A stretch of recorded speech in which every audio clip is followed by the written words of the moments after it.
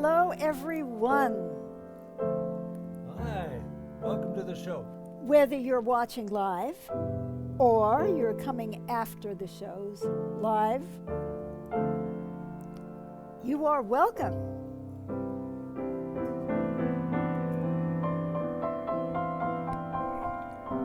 One of the things that we'd like to ask of you is if you think that what I'm saying in this program should be heard by others, share it. Don't hesitate to put your neck out like I do every week. Well, that's right. If you can do it, we can do it. That's right. So please love the show, like the show, follow our page, and share the program. So tonight I am talking about... By the way, don't you want to say who you are and what the show is? Yeah. Hey, Thank how about you. that? Who are you? Really, I am Beth Green, otherwise known as Granny Rocks. And I am James Maynard, otherwise known as Sweet Baby James. And you have come to Lighting the Way, Granny Raps and Rocks. That's right. And I'm handling the chat. Please chat with us, and Beth will talk directly to you. Yes, live and in person if you are here when we're here live and in person. So tonight I want to talk about a topic that is just full of mayhem and,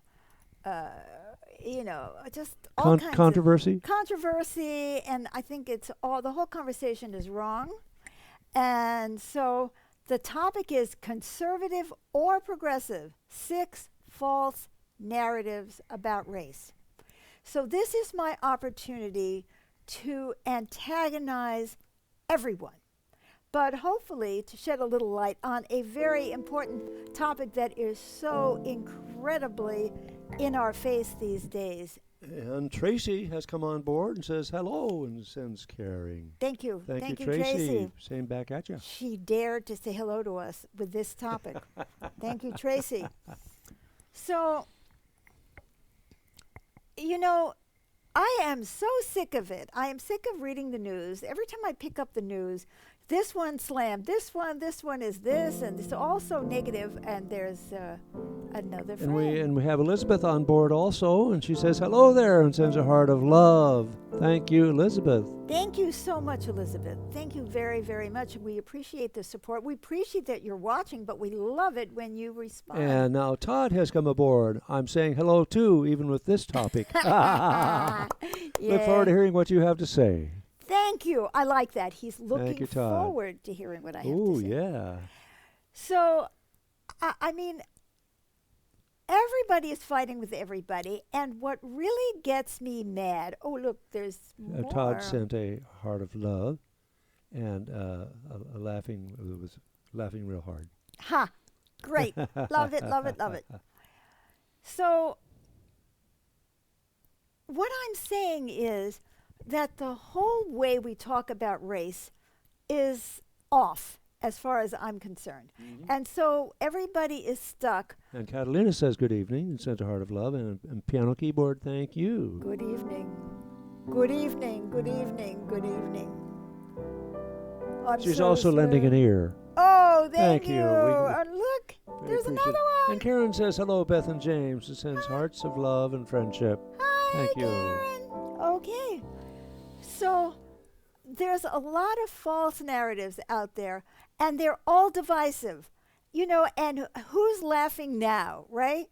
It's right. Everybody is being divided, black and white. I'm only using blacks and whites tonight, but I could talk about gay and straight. I could talk about men and women. In fact, I probably will at some point talk about all of those, but I really wanted to get onto the black and white thing. And I want to tell you that back in 1967, before some of you were born, but not us. Tell us what it's like, Granny. I was 22 years old, and I was at a conference of the National Conference for New Politics. Mm-hmm. And I was a radical, and we were trying to bring people together around, radical politics. And at that time, there was a proposal that even though the blacks in the audience were, and at the conference were in a way minority, that they should have 51% of the vote. Okay, I can understand where they were coming from. They felt like they were the most oppressed, or they didn't have representation. But you see, people don't want to give up what they have. If they have a little power, they don't want to give it up. And so, even though I was the only one who stood up and argued against this, because I said this is going to be a disaster, because everybody needs to have a voice. And if we need to figure out how to get the black perspective in, this is not the way to do it, because then the white people are all going to run away. Well, guess what? It passed. The black people had 51% in the vote. And guess what? The white people ran away. Oh my God. How, I mean, who would not have figured that out? And, the same thing happened about going to school when I was at Brooklyn College. We were first fighting for open admissions where everybody could go to college. But no, then the black students came in and said, no, we want preferential admission. We want to come in. And the white kids were just too damn scared to say anything. And they said, yes. And what do you think? None of it happened. You know what I mean? So it was the same thing. It's divide and conquer. Why don't you put out an idea that is just automatically going to make the other side crazy, angry, fearful, instead of looking for solutions that are real and that are going to be healing? And that's what I'm talking about. It isn't that I'm trying to say that black people have not had a miserable time in America as a general rule, of course, but so have a lot of other people. So pitting us against one another is just a way to divide and conquer, rather than really overthrowing the whole system and getting things to work for everybody. And I'm going to give you 6 false narratives. Have you left yet? Seems like they have not left. I'm going to give you all ears, including the extra one that Catalina sent us. Oh, excellent. Oh, I love that. I love that. I love that. Okay. First false narrative that I want to talk about. Black people shouldn't play non-black characters. I have been seeing this every time I look. Oh, in some movie, there was a character that they changed to black because they have a black actor. And in fact, there are several like that. And suddenly everybody who isn't black is there's up. a new Cinderella movie with a black girl playing Cinderella. How long is it going to last? And Cleopatra playing a black woman. And we don't even know what color Cleopatra was, but, she probably wasn't black. But you see, the point is, people should play characters that they can embody well. And I'm going to say something. How many decades have white people played non-white characters? Many decades. Many decades. I remember watching white women with makeup on trying to look Native American, right? Oh, right? Yeah. Or trying to look ethnic in some way.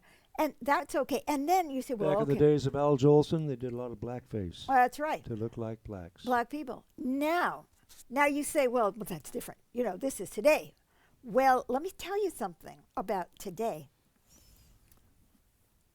The Marvelous Mrs. Maisel, which is a big hit on Amazon Prime, if you don't know. Mrs. Maisel was played by Rachel Brosnahan. I don't know exactly how you're supposed to pronounce her name. And she was a Jewish woman being played by a non-Jewish woman. Did I hear like millions of people up in arms? Has Tucker Carlson taken to the airwaves to complain that a Jewish woman was being played by a non-Jewish woman? Of course not. Of course not. Because that can't be used to stir people up against one another. They figured that she was the best person to play that character. When I first saw it, it kind of bothered me because I thought, well, there aren't enough roles for Jewish women. See, because you're not supposed to have a nose that looks like this or an accent like this.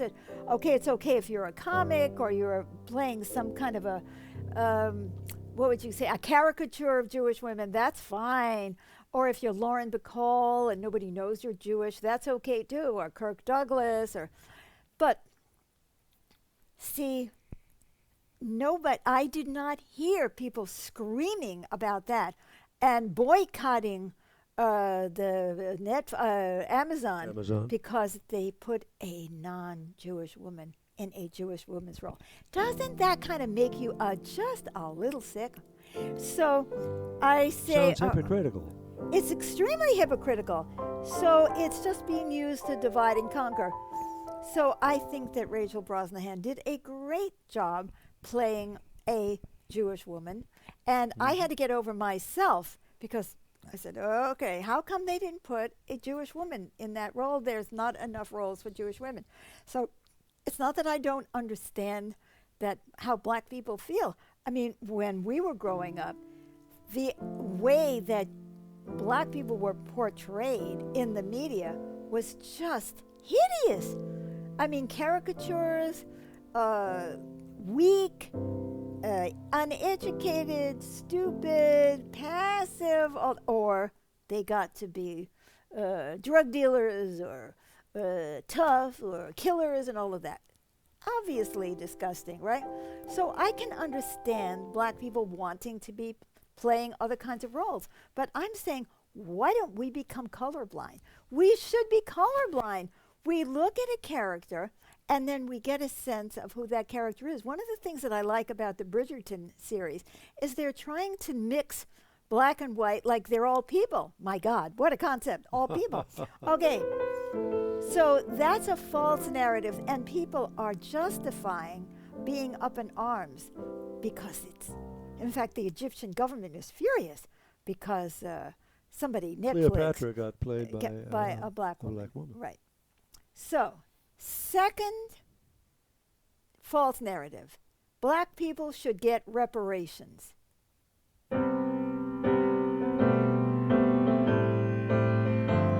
So, somebody is going to say, how can you be against that, Beth? Aren't you a progressive? Don't you know how much black people have suffered? You know, what happened to the 40 acres and a mule that we're supposed to get at the end of the Civil War? Well, hear me out. Don't judge what I'm saying yet. What does reparations mean? We're trying to make you whole, right? Repair you after some horrible injustice. Okay. And so what do you think the reaction of white people is going to be when they discover that now not only can't they feed their families and our food stamps being reduced, but now they have to pay reparations to black people? That is a setup for divide and conquer. I don't care what you think it is. What we need is a society that looks at every person and says, what do they need in order to fulfill their potential? Not because we're making reparations for slavery and for horrible history, although I'm going to get into that in a minute about the real impact of that horrible history. But this is about making everyone whole. See, it's like open admissions. Let everybody go to college. Give everyone the support that they need. One of our people was at our retreat this week, and we were talking about the problem of disabled children in the schools. And she said, well, every child should be looked at individually and given what they need in order to thrive. And, of course, that is the same kind of concept. What do people need in order to fulfill their potential? Well, it ain't the society that we have now. I can tell you that. And whether you're black or white, you haven't gotten what you've needed, because we need a society based on love and connection and caring and creating a sense of safety for everyone. So you take a really scared white person, you say, you need to pay reparations. No, how about saying we need to overturn a system that doesn't support people, that doesn't support anybody? White people are not supported either. You know, I don't care. Man, woman, everybody is playing a role. people are hurting themselves, trying to live up to some expectation. They're stressed. I don't care what color you are. And Yeah, I would like to add something here. The happiest nations on earth in recent years have been the Scandinavian countries. That is Finland, Denmark, and Norway.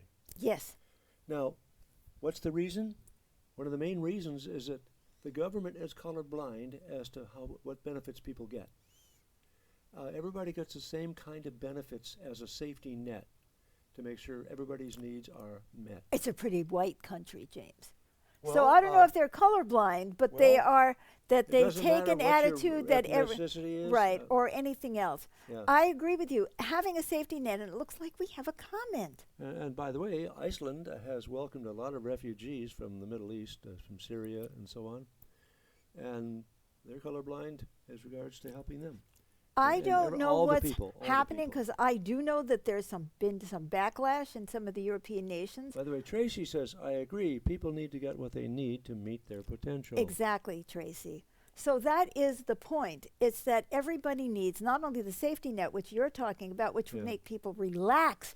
And it's like, I don't Feel care if secure. you're getting what you need, as long as I'm getting what I need. See, then we're not divided against each other.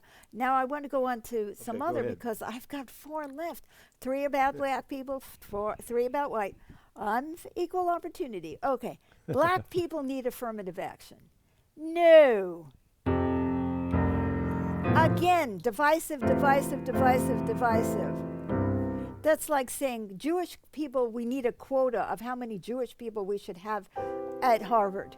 No, everybody needs to have what they need to get in order to thrive and be productive in whatever is the right thing for them. It's the same thing. Do you see? It's the way you put it. Yeah. If you frame it in an adversarial way, people are going to get angry. I want to tell you that some of the awful racism and sexism and everything else that we're seeing in our nation today and in our world is because it's not being framed properly and people are being turned against each other. Now, I'm going to run out of time. Oh, looks like we haven't. Oh, no, that's Tracy. we've already Okay, said now, that. number 4, white people are privileged. Oh, really? Hmm. Oh, really? Tell that to the teenage dropout who's pregnant and can't get an abortion. See, white people are not privileged. Some white people have more money than other white people, have more money than people of other races. Christians have more power in the society if you believe in those things. But that doesn't make white people privileged. If you get to have an education, that is what you should have. Life, liberty, and the pursuit of happiness. That isn't a privilege. That's something everyone should have. What we should be fighting for is that everybody gets what they need. It's the same thing. What do people need? How can we make sure that everybody gets what they need? And to say white people are privileged, I mean, go to the factories, dude. Take a look at the amount of the stress level that people are under of all races. Look at women who are still doing most of the housework, even they're working outside the home. Come on, get real about the suffering and the stress of everybody, including those privileged white men who have to go in there and compete and just pretend that they love a stressful life and get drunk when they get home or put their feet up and order everybody around so that they don't feel so impotent because they've been ordered around all day themselves. I worked for a big company, Occidental Petroleum Company, many years ago. This was back in the 1980s. And there were all these vice presidents. They didn't have a stick of power. They were humiliated all the time, and they were always nervous that they were going to be fired. Oh, yeah, that's a privilege and an ulcer. Now, number 5, white people are losing out to black people. Oh, please, give me a break. Absolutely, because every black person has a Mercedes in their garage? Or is it a Tesla? You know what I mean? No, white people are not losing out to black people. Workers are losing out to the people who own everything. The powerless are losing out to the powerful, and the powerful aren't doing well either. They're just as crazy. I mean, yes, it's very true. If you have more money, you can make your life better, but it doesn't make you sane. It doesn't make you feel secure. It doesn't make you happy. So that is just another way of divide and conquer. White people are losing out to black people. Years ago, I did a video called White People, Who's Got Your Money? Come on. When you look at the multi-billionaires and then you look at the guys, it's like, oh, you're making $20 an hour and I'm only making $7 an hour. I'm working, oh, he's making $30 an hour. I remember when I lived in Cleveland and I was in a collective, the men were working in the steel mills for $15 an hour, and I was working in a plastics factory for $1.09 because I was a woman, and I was working with immigrant women who didn't have any power. So yeah, but also, what was the conditions that the men were working on? What about the auto plants at that time? You know, people were losing their arms and their fingers and all of that stuff. So, I mean, come on. Let's get real. People are stressed, distressed, feeling overworked. People are struggling, everybody. So, yes, no, we white people, 'cause I am white, yes, are not losing out to black people. We are losing out to a system that doesn't care about everybody. And number 6, white people don't need to confront the history of our nation. Oh, please. This whole thing about we don't need diversity training or we don't need critical race theory, whatever it is. Call it something else. Why don't you call it facing the facts? That's what history is supposed to be about. You know, what is it? Nobody wants to talk about slavery and how terrible it was. People don't want to talk about how black people have been oppressed since they were dragged over, and so many white people were dragged over to this country also, and made as indentured servants. I mean, we have to face the history of our country. We have to look at the colonial wars that we got engaged in. Oh yeah, the French were being driven out of Vietnam, so we're going to just run in there, and we're going to take over, and then we're going to oppress those people or try to, you know, make the world a safer place for the United Fruit Company. So come on, we do need to confront our history, all of it, the good, the bad, and the ugly, and there is a lot of ugly. Now, you can say, oh, it's too traumatic for our children to find out about lynching or German shepherds, you know, attacking people who are trying to desegregate the schools. Too traumatic to find out about it. What about too traumatic to live through it? That's what's traumatic. And if you don't learn history, you're born to repeat it. Then you're ignorant, and you don't want to know what's going on in your own country, in your own world, and you're not looking honestly, you're not being taught to think. I completely disagree with that. Everybody needs to confront their history, including black people. Confront the history of black people. What's going on there? What are people doing that's self-destructive? What about the African nations where people help the slave traders for advantages? We all have to face the truth about ourselves. Men have to face how incredibly repressive men have been towards women throughout the world. But women have to look at how we have cooperated, how when we get to be the mother-in-law, then we can terrorize the daughter-in-law, and we can finally get our moment of power. I mean, why is it that women are still perpetuating female genital mutilation on their daughters? I mean, come on.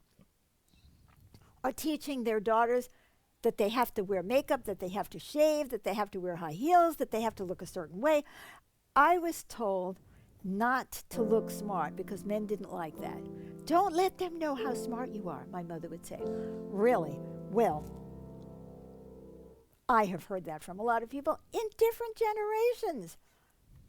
So, guys, do you get what I'm saying? It's all about divide and conquer. It makes me sick to see what is being done to to homosexual people around the globe, to trans people. You know, let's all be honest. Let's all start looking at problems honestly. Is there I haven't yet seen something that shows definitively that trans women have an advantage over non-trans women, but if they do, make it fair. Just make it fair. Stop attacking trans women. Just find a way to make it fair. But, we're not trying to solve the problems. We are polarizing. And who gains? Just the people who think that they are gaining from the system. And the politicians who are running on hatred, they are gaining. Yeah. But nobody really is gaining because they're all messed up. We have a messed up society. We're not getting enough love. Let's change that from the inside out and from the bottom up. Please like this show. Please share this show with other people. Please follow us on Facebook. And by the way, you have talked at some points in time about the potluck society. Yes. And that's another type of society one could look toward. At Thanksgiving or any other potluck, those who have more, bring more. Those who have less, bring less. We And all everybody gets bring they what we need. have Bring what you have. and take what we need. Yeah. That's our idea of the ideal society. I don't care what color you are. I don't care what gender you are. What do you really need? Of course, that would mean we'd have to figure that out, wouldn't we? Anyway, we have to go because I have gone on. And I really appreciate your coming. Please leave your comments, even if they're after the show. Please tell people about Lighting the Way, Granny Raps and Rocks. If you want to get the straight story, come here and bring other people. We need support. We cannot do this alone. So, yes, maybe you're afraid to share this show with somebody who is either a progressive or conservative who's not going to like what we're saying. Well, get over it. We're all suffering. We all need to stand up and be counted. Take action. Thank you. Okay, thanks for joining us. We love you, and we hope to see you tomorrow for our magical improvs, our music yes, indeed. program. Yes. Yes, we're always having little surprises there.